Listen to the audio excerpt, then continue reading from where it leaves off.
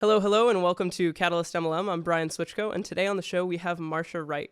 Marsha came from an extremely difficult and abusive home life. She was a troublemaker in high school, dropout, and ended up becoming a world-renowned TV business expert and serial entrepreneur. She's an international #1 best-selling author, syndicated columnist with a loyal fan base worldwide. She's an entrepreneur, an investor, philanthropist, and strategic alliance. #1 in strategic alliances. She's awesome, and I look forward to hearing what you have to say. Thanks so much for being here.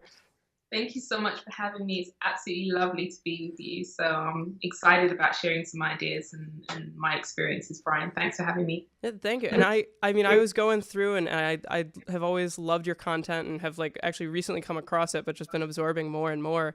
And your energy is just infectious. I mean, that's like the only word that I can use is infectious.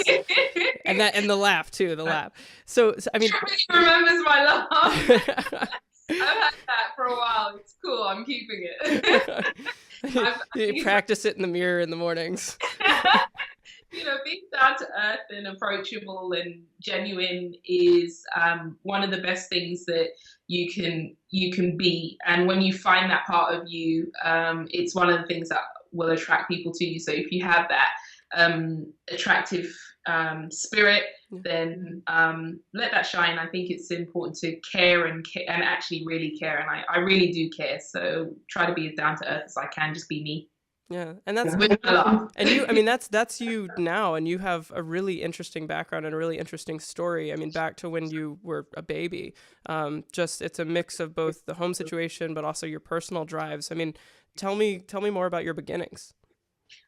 Beginnings were, I would say, quite humble in that my family life, as far as back as I can remember, I only have 2 memories of my father in the household. And one was with him beating somebody up who offered me an ice cream.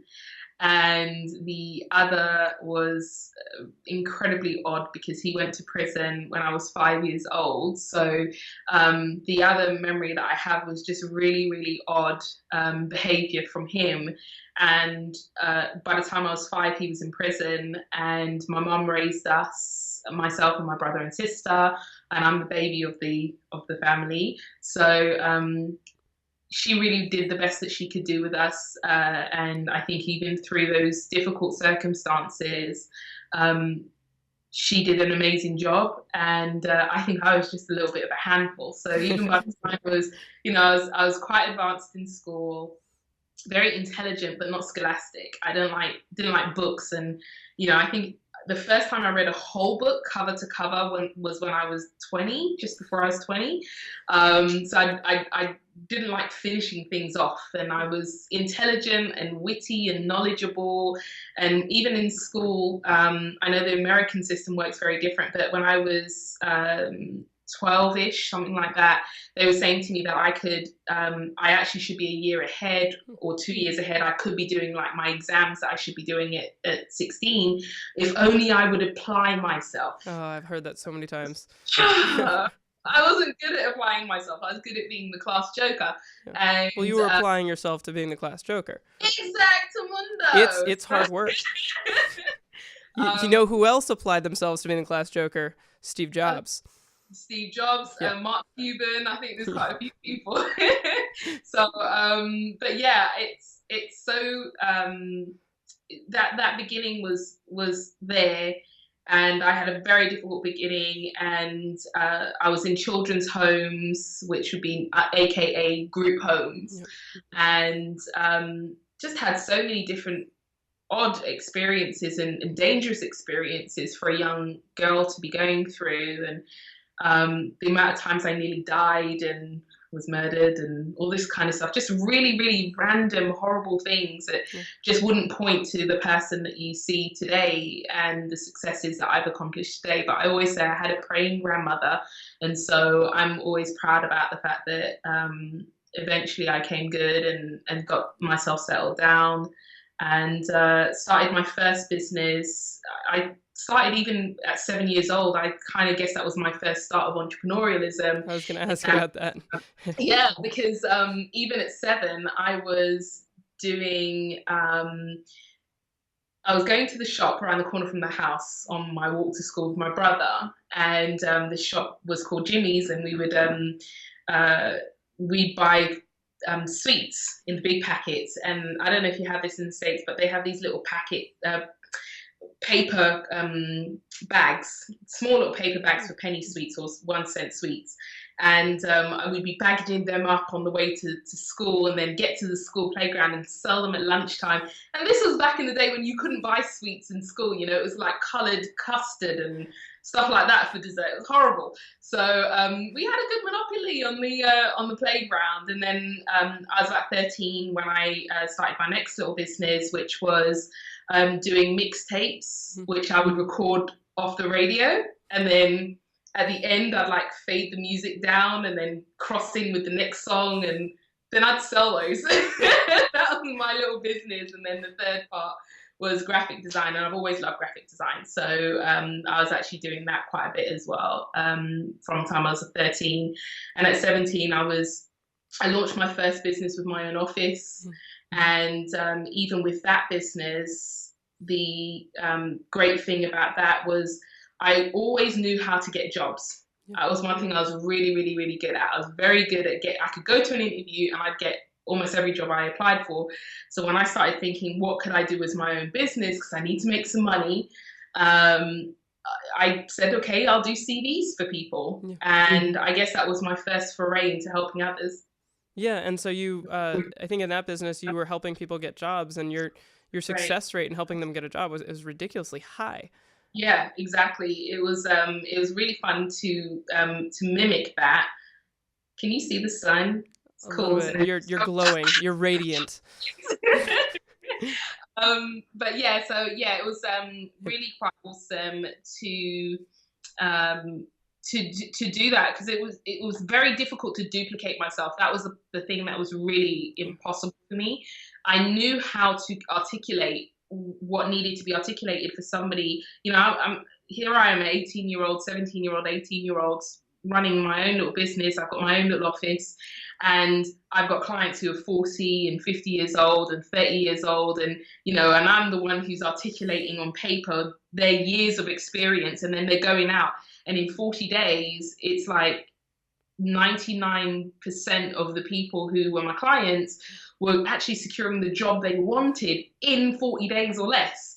So I knew I was onto something, but I just didn't realize quite how amazing that skill was. Yeah, absolutely. And there's a ton of gems within your whole experience there. But I mean, going back to the beginning, I mean, when you were individually wrapping up, you know, candy, I love calling them sweets. When you were doing that, did you have like any vision for the future? Did you say you wanted to be an entrepreneur? Like, what was your first memory of like future oriented thinking this is what you wanted to do? Okay, my first thinking, because back then I would like wash cars and everything, and I'd charge what I needed to make up the money I need. So if I needed 86 pence or 86 cents to go and buy something at the shop, I would charge you 86 cents to wash your car. I didn't think profit. But I think I remember the first time I thought to myself, I really want to do that. I watched Baby Boom, which is, I think it's Diane, gosh, what's her surname? It's not Sawyer. I can't remember her name right now, but it's a film that she was this businesswoman, and I think her sister had passed away, leaving her the sole guardian for her daughter. And eventually, you know, trying to run that and run corporate life, she eventually lost her job, left out of that, started doing making jams and things like that. People loved it because the baby loved it, and then people loved it. And then she started a business, became a big business.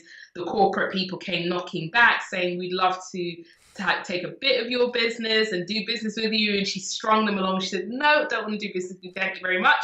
And I remember watching that going, I want to do that. Yep. So that was my first memory. Not even sure when that was. I just know that was my first memory of going, I'd like to do that. I'd like to make a business, be successful in business. Right. And I mean, I'm sure at that point you didn't understand like residual income or passive, like that concept, but you just knew that further from where you were. Yeah, absolutely. I think I've always had this dreamer mentality, and I've always looked at something that wasn't and tried to see what could happen. And, you know, the whole concept of residual income, I did get introduced to that concept at about 16 when had been approached by a friend from church who was actually involved in the MLM. And of course, at 16, I couldn't sign up for anything like that. But I was with somebody who could sign up for it, and I remember the CEO of the company, the American company, coming over. He met me and he said, "I will pay for you to do everything if you'll be involved in this. I'll pay for you to come out to America. I'll pay for you to do this." And we started working on the business, and I was doing presentations, like little mini presentations and stuff, and just kind of getting my feet wet. It wasn't quite for me. I think at that point in my life, it was nothing wrong with the opportunity, but it was really great from a confidence standpoint for somebody to look at me at that age and say, I have confidence in you, because I had such an age complex. Yeah. Because I always looked older than my age, but then when people found out how old I was, they wouldn't take me seriously. So I always had to kind of dress up more and all this kind of stuff just to fit in. And you know, being fitting in doesn't suit me as a person. I always just am very, very different. So but yeah, the whole idea of residual income and passive income and being able to do something, I was luckily introduced to that concept when I was 16 years old. So I knew it was something that I wanted to do and wanted to build. Yeah, and I think people within the MLM industry sometimes kind of they forget that residual income exists outside of MLM. And so the ways to build it outside of MLM, the methods, the tools, the tactics, that all works within MLM. So, you know, that advice and that experience, it really crosses over. And it's important to remember that, because I think that the advice that you have and the insight is really powerful there. Yeah, totally. So you mentioned on your website, and I just loved this like tidbit, was that you have an insatiable appetite for significance and success. Yeah. Like that, like at an early age, like just felt it. So what did that feel like in the highs when you were just like, you knew what you were gonna be successful. You didn't know how, you didn't know when, you didn't know in what way, but you knew that you were. How did that feel when you were excited and positive? And how did that feel to you when it was the opposite, when you were, you know, encountering major difficulties? Yeah, I think one of the things, Brian, that I think is very difficult is that we are raised thinking that adults know everything. And then we become adults and then we feel lost because we don't know everything. So then that actually causes us to give ourselves a hard time, much longer, for many years longer than we really ought to. And so the hard times, I think, were harder because I had this part in my head going, you shouldn't be going through this. You should know better. You should do this. And it's all this condemnation. And I always say it's a voice in my head. Everybody has the voice. And I call it the voice Doug. Okay. And sometimes Doug. Okay, Doug. Doug. Sorry about any Dougs who hear it, but that's the name of the voice. And sometimes you have to say, shut up, Doug, so that you can just get back to the middle, because for me, in those negative times, I have to remember that wallowing will not actually solve my problem. I'm very logical. I love my husband to bits. We get on very, very, very well. We work together. We have done since we started our business life. But I love the fact that he says it this way: you think like a guy.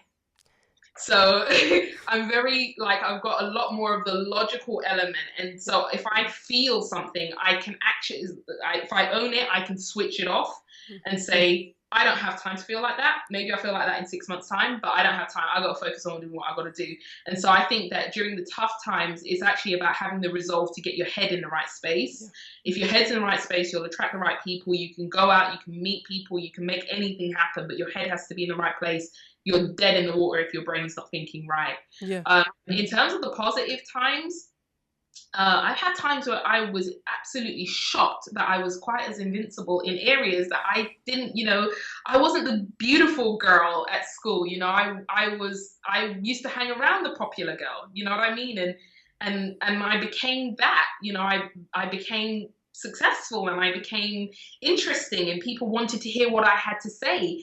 And that's really, really great for somebody who was told by teachers, you'll be nothing, and you know, you're not going to become somebody, and you're a waste of space, and we're going to kick you out of the schools and all this kind of stuff. So for me, a lot of the time, the great times have been when I have surprised myself, and I don't actually compete with others. I always compete with the view of who I believe I can become. And I think that that's a really good thing to do. Never, ever compare yourself with others. The more you do that, the worse you are for yourself, because you really, truly do not know what it takes to be that human being and to go through what that human being does. And sometimes you want something and you find out that it's not quite as it seems. Yeah, and you have to readjust your vision. Exactly. So, I mean, you talked about, I mean, think like a guy, and I always kind of boil it down to, you know, you've got emotion and you've got logic. And Right. a lot of times people say, you know, you need to be logical about your emotion. If you're upset, if you're distraught, you need to be logical about it and say, well, you know, I can't do anything about that right now, so I need to focus on what I can. Yeah. But the opposite is also true, because I, you know, different conversations, people talk about being emotional about your logic. So saying, okay, well, if I do this and I work really hard at it for 5 years, then it's going to, you know, mean great success. So you get excited about it, because without the excitement, you can't push through. So Right. how would you find that balance? Do you find yourself switching back and forth on different issues, or do you think you find yourself more on the logic side? I think that this comes down to amygdala control. The amygdala is a part of the brain that controls your reactions in everything from sweaty palms, fast heartbeat. Basically, it's the fear control in your head. Being an entrepreneur, building any sort of business takes a great deal of bravery, and it takes a little bit of crazy, and it takes quite a lot of crazy, and it takes an awful lot of believing what others don't believe. But you have to be careful how you straddle that line, because it can be absolute confidence. But when you're watching X Factor or American Idol, and you're watching somebody and they're wailing like a cat who's been drowned, you should say, you will not keep that dream alive. Kill it, kill the dream. And I think what has grounded me and what's also lifted me is actually being able to have an amazing team. So it's by having an amazing team that you can bounce ideas. You're still the leader of that team, but you can bounce ideas and you can look for ideas. And, you know, I will end up saying to somebody, you know, maybe either a receptionist in my company or a client who I haven't spoken to for a long time, wherever source, and I'll say, what do you think? Because by doing that, you get to broaden your horizons. I do that with my mentors who are, you know, I'm doing all right, but, you know, I'm not worth half a billion. Yeah. I've got mentors who fall into that category. And so, you know, when you're having people who actually are feeding into you, and, you know, there's people who are coming up underneath you who believe in you so much because their dreams are hedged to your current success. And then there are people who are ahead of you. And I always remember when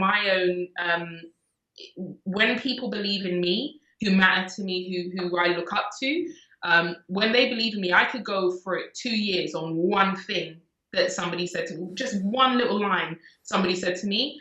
And I remember one of my mentors said to me, it's inexcusable that you're not a billionaire yet. And he meant it, and he has achieved that. So he was very serious with me. And that messed with my head. You know, it's like, okay, I knew that was possible, but now you're like calling me to account, like you're calling me out for it, you know? And because legacy is so important to me, the money is not important. It's good to be able to achieve a goal and say, gosh, great, I did this and I can take care of this or that, or take care of family or do things for legacy. And you know, I like shoes. Behind my Mac right now is an actual cupboard. It's not cupboard, what is it? It's a case, a book, a display case full of stiletto heels. I love shoes, okay? So that's my main indulgence. But, you know, beside that, I relatively live fairly similar to how I've lived for the last 10 years. Right. And my mentality is in the right space, but I always am trying to work to become the Marsha I am up here. Right. And I know there's something inside that's strong. So for me, amygdala control, once I understood it, And I would recommend everybody look up the amygdala and control the bugger, which is spelled Amygdala,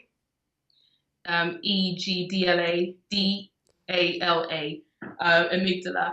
Your And amygdala is not telling you how to spell amygdala. That's not what it's right, for. no, exactly. um, I don't know. Google it, damn it. Yeah, I'll post a link below. But I love that because I'm very much like a brain science person. So it's like both sides. Yeah, if you know how you're working, then you can kind of, it's like the owner's manual. the success really, to me, success is actually really being able to successfully handle yourself. Right. You are the worst enemy that you will ever have, and you are the best champion you could ever have. And then again, you're the worst enemy. So it's like you're always fighting against this part of you. And I think one of the things that is really important, has definitely from my side, that has helped me immensely, is being really conscious of the way that I think and the way that I process information. Okay, I give me a book to read, give me a physical book to read. If you do not like me, send me a physical book. Because I have learned that reading a physical book for me doesn't work. So I don't fight that now. Now I listen to audiobooks. I have an audible.com registration, like a membership. Right. And I can listen to 3 books a day. And when I used to think, oh, I'm so dumb because I don't, read books, now I can get through 10 books in a week. That's awesome. So I learn what is me, and then I work with that because it's something that's made me up. I don't try to be like other people. And the less you try to be like other people and you try to work with what your strengths are, because it's something that you are capable of doing that other people are terribly, terribly deficient in. And when you try to be like somebody else, you just don't need to be it that way. And I'm always talking, I appear in the newspapers, magazines, television, all this kind of stuff.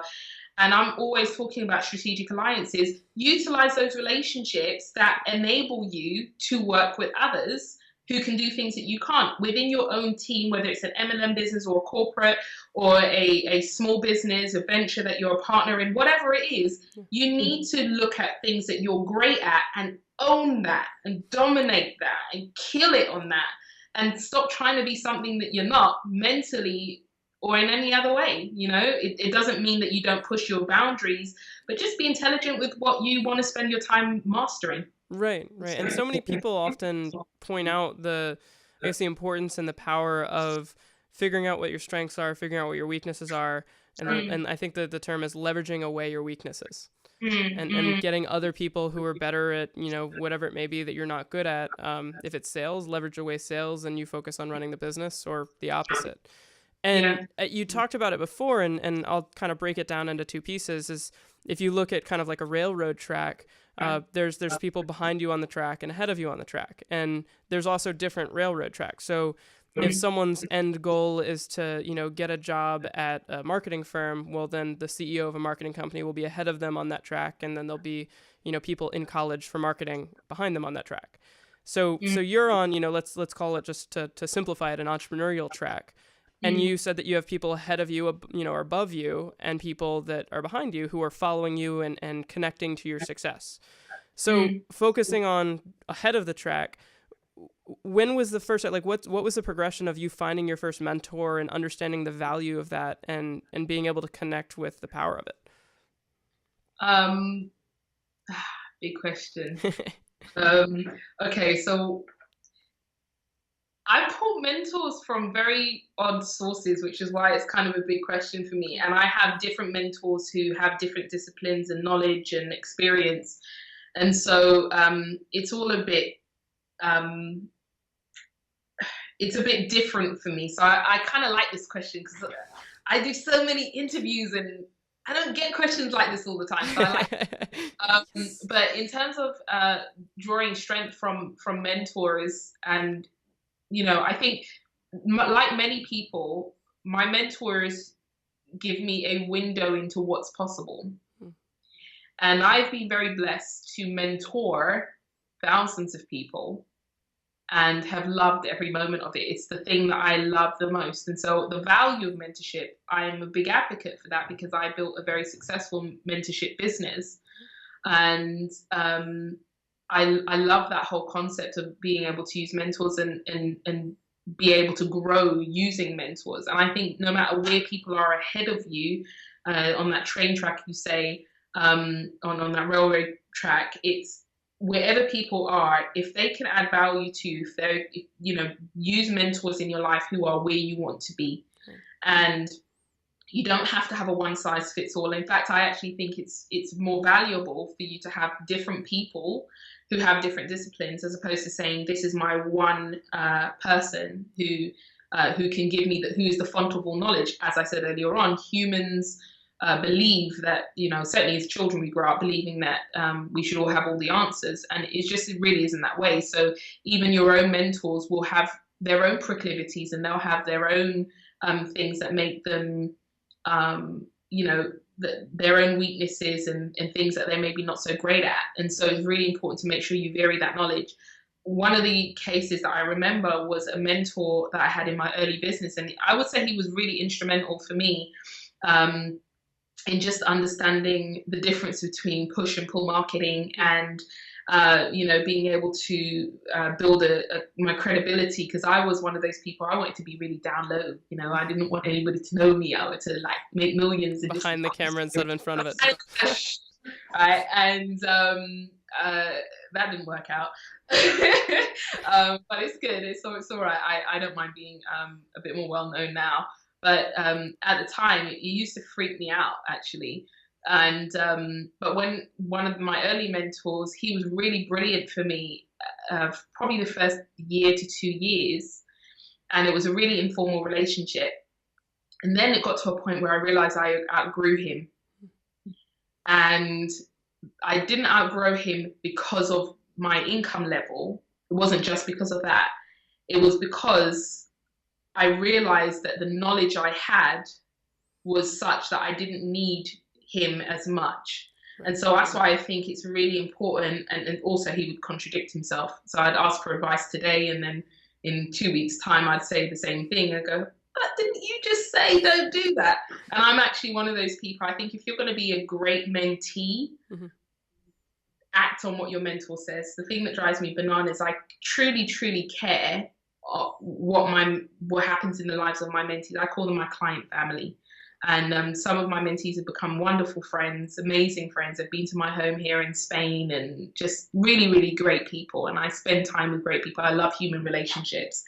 And the key thing for me is that for the people who I get on really well with and who do really well, they actually action what is said very quickly. So if you don't know what you're doing, then try not to spend as much time trying to figure out if what your mentor said makes sense. If you know they're skilled in that, run with it and trust it.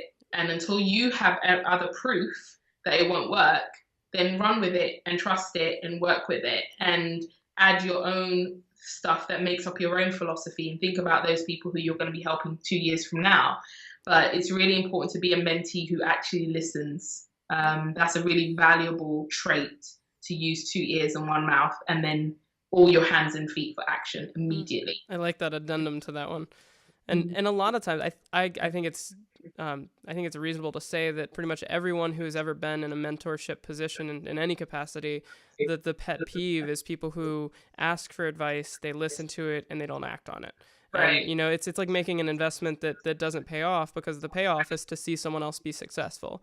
And, Exactly. And not having that happen because, you know, they had to take out the trash first or something like that. It's right. not great. You know, my goose died, you know, okay. Did you say goose? Yeah, well, it might be their goose died. It's all these silly... Wait, people in Spain have pet geese? No, I'm saying superfluous excuses that mean nothing. Okay. All right, good example. I was so confused for a second. Being random. Someone out there with a pet goose is offended. Goose are geese, okay? But yeah, I was actually also gonna say, you kill me, Brian. I was actually also gonna say that there is nothing more inspiring for me than when I speak to one of my mentors and they gave me this insane goal that's based on what I want to accomplish, but they kind of take it to another level. And then I go do it, and I come back and I have that meeting, and I'll say, they'll go, so what's happened? And I goes, well, I did what you said. And they go, really? You know, it's because it's refreshing. And the truth of the matter is, when you have accomplished a certain level, people really can't pay for you.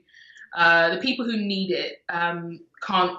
The people who need it and who earnestly want it may not have the means to pay what your IP, what your intellectual property is worth. And so I think it's valuable to, you know, to truly give the best you can to your mentor. The best thing that anybody can give to me who I give advice to is come back with a success story. That's all I want.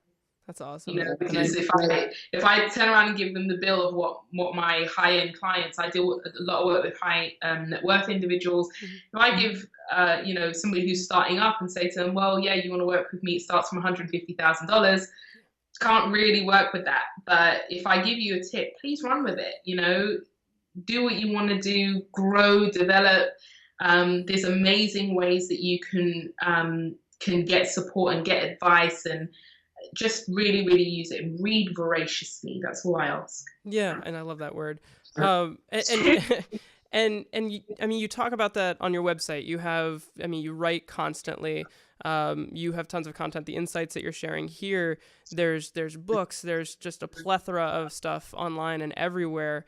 And people often get stuck in that kind of educational trap where they're continually in school and never leave to apply it. Right. So kind of going to the other side, I mean, you talked about it a little bit, but when you're mentoring people, either in person or just someone in your audience who's listening and actively applying that, how do you do that? How do you, I mean, back to what you originally said in the beginning, duplication, because that's huge in multi-level marketing, is that you have to duplicate your efforts. Right. How do you do that? Duplicating your efforts, it really comes down to thinking about the systems and what you do. I'm very obsessed with systems.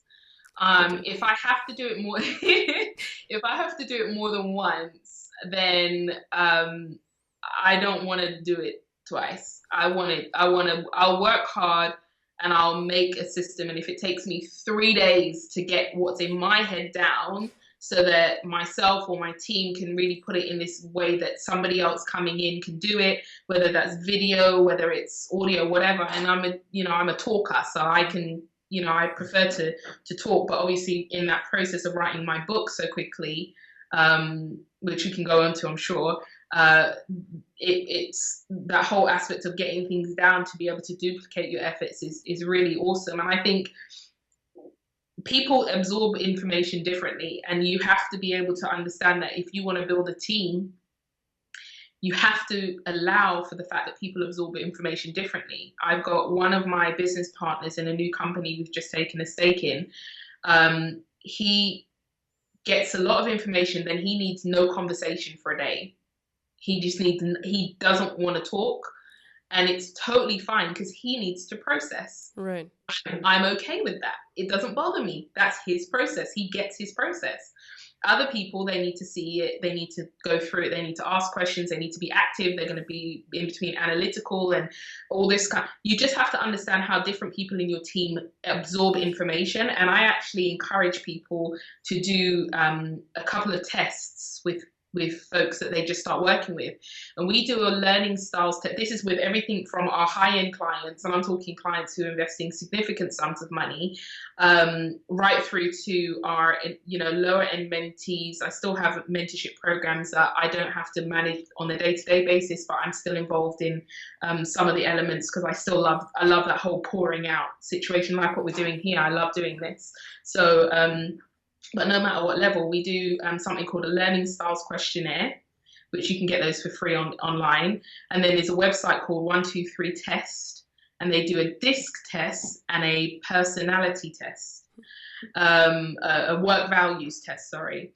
And those three tests together help you understand the person who is before you. And I think when people are having new members of their team, you have to understand how their brain works so that you can make what you're saying and how you're working with them applicable to them, how their actual how they deal with and process information. And that will help you to build a much more solid team and help them to take responsibility for what they need to do their part to build the bigger picture. I also explain the concepts to my team. We have a full induction when people come into our companies, and we explain the concept called the garden patch. And the garden patch concept is, if you can imagine a yard, Mm-hmm. and that yard is split up into one 1 foot. You guys speak in feet, right? Yes. Right, cool. It doesn't make sense, but we do. I don't want to say meters, because then that's really going to screw with you. So if you can imagine a square foot, right, about this big, Yep. On the ground, each like you do if you're developing property, Right. you know, the plot lines. And every employee or every member of your team has a garden patch.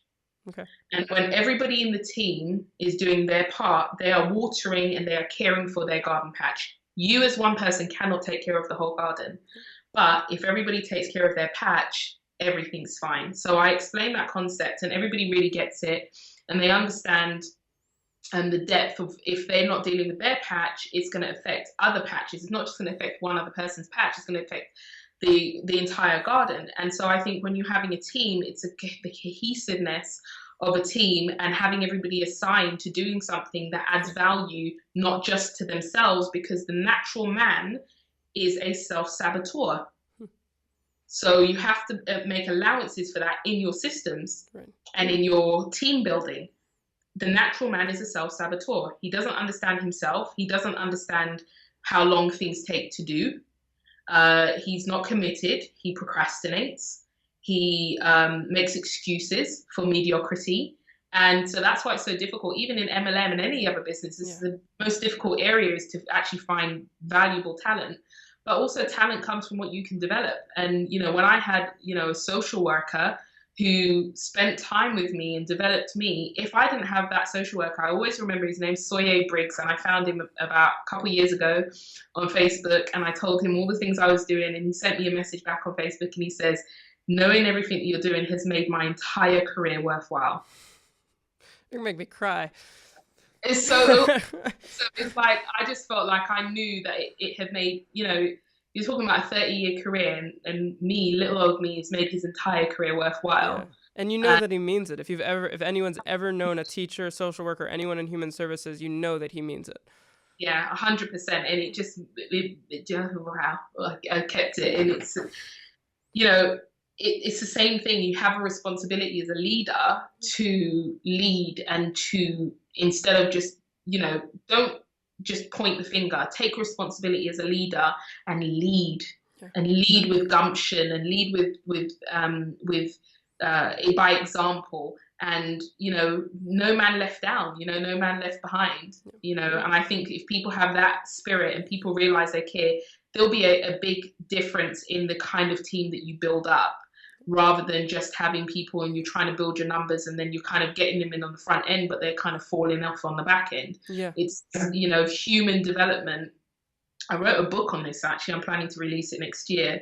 But the whole element of human development and project management, etc., these are skills that we don't learn in school, and they're essential skills to building a business. And whether it's an MLM business or otherwise, building a business is it takes a real effort. So a lot more has to go into it, I think, from a lot of people for them to get the full value. Yeah. And I mean, personal development is internal, but I think human development's a great phraseology just in general, because it, you know, it's personal development for other people, but you can't personally develop people in your team. You have to help them experience that. And Right. And I think people, the term recipe for success, you know, like what's the recipe for success? People often think that it's, you know, you do this, you do that, and so on and so forth. But I think the way that you explained what you just did is very brilliant, because, you know, it is about duplication, but it is about, you know, finding what people's strengths are and letting them do that, and having different pieces to the puzzle. You can't have 1,000 of the same puzzle piece, or you'll never put the puzzle together. Yeah. So it's always a balance with everything, you know, and there's different pieces. In terms of like a recipe, it's, you know, like having different ingredients, and you you have to combine them in different ways and have different amounts and cook them in different ways and put them in at different times, and it's always going to change. And people kind of forget that. They think that it's just very rigid of, even peanut butter and jelly, there's 1,000 different ways to make it. So, I mean, the question here, say it again. I like P&J. Fluffernutter, bananas, Nutella, UK Nutella, yeah. So the question here is, someone once said to me, and I always kind of kept it at the back of my mind, is the words that are most cliche are often the most true. So what would you say to that? Because I mean, I hear like a lot of things that you're saying that, I mean, people, very, very successful billionaire entrepreneurs say, and people who I believe will be very successful billionaire entrepreneurs, like, and you're saying the same thing, and you're fighting through it, and you're partnering with those people. Where do you get that? How do you see the power in that? The power in looking through those cliche advice, metaphors, quotes. Yeah. I hate cliches. I really do. But inspirational words empower. Mm-hmm. And so I think that that's good. But here's the thing. Again, the fallacy is that success is supposed to be easy. Overnight successes that you hear about are actually the product of 20 years of damn hard work. Yeah. So escape the fallacy and absorb the reality that true success is multifaceted. If you are looking at financial success doesn't come from how much money you make. It comes from how much you retain. So if you do not have skills of retention, you will never be wealthy. If you're not educating yourself to have those skills, you will never be wealthy. And you will not build a legacy that can take care of your children and that allow them to have the mentality of being first generation wealth creators as well. In terms of being able to escape that cliche and escape the trickery that you see. I mean, I always watch these. I actually find great interest in documentaries. I enjoy documentaries. I'm an absolute Netflix nut. I love Netflix. My Netflix queue understands me. Oh my gosh, me too. Like, I put something on my Facebook and I said something like, "Dear Netflix, I'm so sorry that I've strayed away from you and I decided to watch something that you thought would be a 2 out of 5. I'll never make such a mistake again. You know what's right for me. If you don't like Netflix, you won't get that joke. If you do like Netflix, you know exactly what I mean." I think someone once said it was like, my Netflix understands me, but my TiVo just yeah, I forget. But it's like, it's either on or it's not. Yeah, I agree with you. And onto the Netflix thing, the documentaries, I love watching that. And I always watch these documentaries that are about the rich and famous and stuff. And I love watching the peer into the into these lifestyles of the rich and famous. But I also hate this part that frames it very salacious, with this very condescending, those are the rich folks, it's all right for them, da da da. And the truth of the matter is, this is something somebody said to me in my teens, and it's stuck with me ever since. Bill Gates has the exact same amount of hours in a day as you do. Mm-hmm. Point blank. Anything that you are not able to do is not it's a matter of lack of imagination. I never had money when I got started. In fact, I had something like maybe $700, which I got from an employer who owed me money, and I had to take them to a tribunal, like a employment arbitration, to argue for them to give me my $700. And when I got my $700, I gave some of it to charity. I go to church, so I gave some of it to my church. And I said, okay, well, I'm going to start my own little business. And I started my first business with £270, maybe $500. So it doesn't take a lot. It takes a hell of a lot of imagination and lots of bravery to make it work. That's the reality of it. And so, I just think people have to be really realistic with how long it takes to be successful and just be really committed. There's a great book by Jim Collins called God, my brain's just gone dead. Good to Great. It's called Good to Great. Yeah. One of my favorite books, which is why I was a bit miffed that my brain just went dead. But yeah, it's called Good to Great, and it actually really talks about how to build an amazing organization that already has modicums of being a good business, and then turning it into a great business, and looking at the what makes it great and what makes it fantastic, etc. And so I strongly recommend for folks to get access to that book. I, of course, listened to it on audio, which I loved, but definitely get the physical book if that's your thing, or Kindle.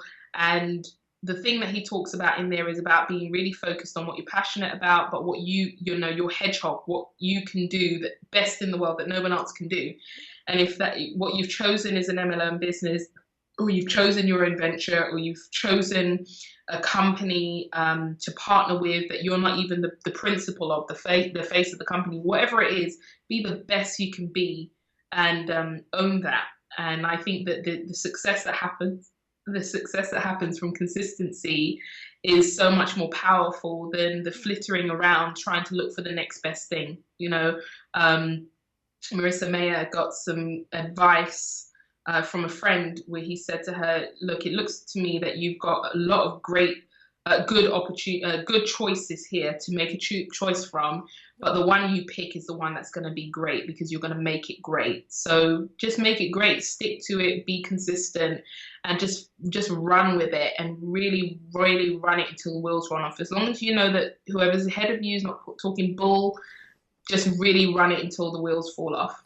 Yeah, and that's, I mean, that advice is awesome, and it just made me smile, because the choice that's best is the one that you pick. And I actually have a holiday card my grandparents sent me, and it was there's something really special about this card, the person reading it. And I was just like, it's so cheesy, but it's adorable, and I'm using it on someone else. And you know, that mentality, it's about the mindset and that personal growth and applying it, and the struggle, the art of the struggle. And you keep mentioning personal development, and I know that you've listed on your website that you wake up at 3:53 a.m. every morning. And I used to wake up at 4. Now I wake up at 6, but I go to bed later. But that, you know, that consistency. You should be going to bed later and waking up earlier. What are you talking about? I go to bed later. You know what? Tomorrow I'll wake up at 5, and I'm gonna wake up and be like, Marsha. 5. And I'm up at 3 o'clock UK time. I'm up at 4 o'clock my time. You know, minutes to 4. I'm up and I'm at it. And you know, to be honest with you, I wake up and sometimes I'm like, I really, really want to sleep some more. Yeah, I really do. I really, really, really do. And then I'll just say to myself, what's more important? A couple more hours in the bed, or doing the things that I need to do and doing things that I love and having quiet time to do it. I always thought I was a nighttime person, Brian. My mum's a nighttime person, and I thought I was a nighttime person until I started realizing that, you know, getting the strength out of that first part of the morning, it's such a powerful thing. Oh, yeah. And so, yeah, I recommend it. And you look at the most successful people in the world, you know, example, like him or loathe him, Donald Trump gets 4 hours of sleep a night. You know, a lot of the successful... Is that why his hair always looks like that? He has interesting hair, but he always says it's his hair. So take him at his word. So I mean, what is your advice? What's your actionable advice that someone could use? You know, specifically if their current personality, their current their situation is not yet the one that's in their head, their vision of themselves, and they're struggling. I mean, like, I know you still are today, because your vision of who you want to be is evolving, and everybody's is. So what would you say to someone who's maybe seeing that that's a little distant, and they need to be able to connect with it, or find a way to get there more quickly, or understand that it will take more time? My thing is, obviously, if you've seen that where you're at now isn't where you want to be, first thing is to actually identify where you truly want to be, not just because you've said this is what other people do and that's what you believe other people have or whatever because they're more successful, blah, blah, blah. Get rid of the fallacy, get in touch with what you actually truly want for the right reasons. And then once you have that, that's not the easy bit, but it's the easy bit. The second part of that is now to actually look at what is stopping you and identify by bullet points with the shortest amount of words in a sentence exactly what is preventing you being able to do that. And once you identify it, it might be that you say, well, money's a factor. I'm a single parent, or I've, just any number of excuses or reasons. Some may be very valid, some may be a bit weak. No matter what it is, just identify some really, these reasons, and then you have to put two things to these reasons to counteract them. Number one, you have to use strategic alliances. It is the single most powerful resource available to man to be able to work strategically with others who have knowledge, exposure, access, etc., and build relationships with those people, not where you're just coming and saying, give me, give me, give me. You're coming and saying, this is what I have to offer. And can we do something together? Let's see what we can come up with. That's the fastest way to change your fortunes. You look at my book, The Secret Collaborative Economy, more clients, more exposure, more profit, faster. And I wrote that book in 5 days. And that was the first draft. The rest of the editing, the strategic partners I worked with, all of it was all organized. It went from June the 9th. In the evening, I had the idea, went on Facebook and said, who can interview me for this book? And got somebody agreed that night, started working with him on the Monday, started writing the book the Monday. Friday, with 1 minute to spare, you'll see it on my Facebook, updated, I did it, finished, it's all done, everything's all in one document, it's all there, I've done it. And from the time it went from an idea in my head, or from the first time I started writing on the 10th of June, to the time it actually became a #1 bestseller, was 36 days. The book was released on July the 16th, and we used strategic alliances to promote the book, which went to 1.1 million people with zero advertising budget. That's awesome. All using strategic alliances. So I would say when you identify what's wrong and how you can't reach it, and it's a good thing to do. There are major corporations who do the same thing. This is a big problem we've got. When people start realizing that firms from the Wall Street Journal through to Cisco and all these other companies, every company has problems. Your problems are just more pronounced because they hurt you. Right. Doesn't mean that other people don't have problems. So it's important to identify, okay, this is what I need. So I believe strategic alliances, and that's obviously what I detailed in my book, is the strongest tool that you can use to actually get where you want to be, and work it until the wheels fall off. Anything that you look at and you go, I should be here by now, and all of that is unnecessary and unhelpful. Any of that energy is not going to help you get where you want to be. So get rid of it. Focus on what you can do. Focus on what you know that will help you get where you want to be. And that's where your head has to be at. Anything less than that is just not going to take you to where you want to be. So the biggest takeaway would be think very seriously about how you can leverage strategic relationships, everything from growing your team right through to building relationships with others who have exposure in areas that you don't. Utilize that as your way to catapult yourself to the foreground. Leverage your way to the top, as you said. Love it. Thank you so much. That's awesome. And it's actionable too. It's very, it's not easy, but it's simple. And thank you so much for coming on. I'm going to have links to your book and all of your resources and all the fun stuff we talked about and referenced below. And look forward to having more from you soon. Yeah, amygdala. The amygdala is below. Yeah. Thank you so much. Thank you so much. Take care, Brian.